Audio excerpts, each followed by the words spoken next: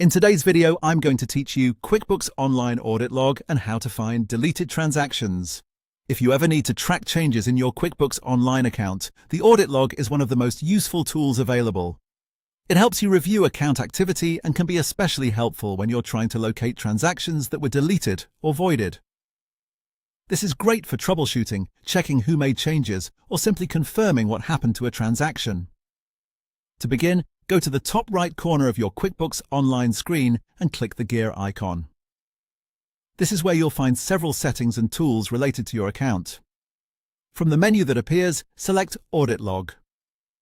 Once you open it, QuickBooks will take you to a page that shows a record of activity for your account.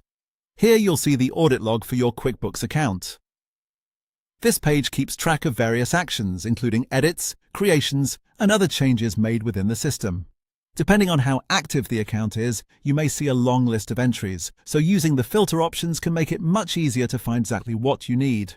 At the top of the page, click the Events drop-down menu. This filter allows you to narrow the results so you're not looking through every type of account activity.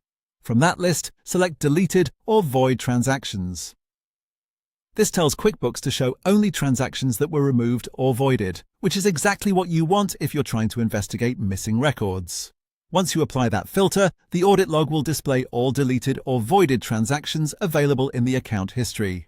You can then review the list to identify what was changed and confirm the details of those transactions. This can save time and help you better understand whether a transaction was deleted entirely or simply voided. A helpful tip is to take a close look at the information shown in each entry, since the audit log can give you more context about the action that took place.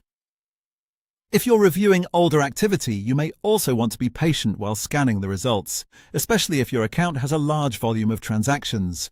And that's all there is to it. That's how to use the QuickBooks Online Audit Log to find deleted or voided transactions quickly and easily.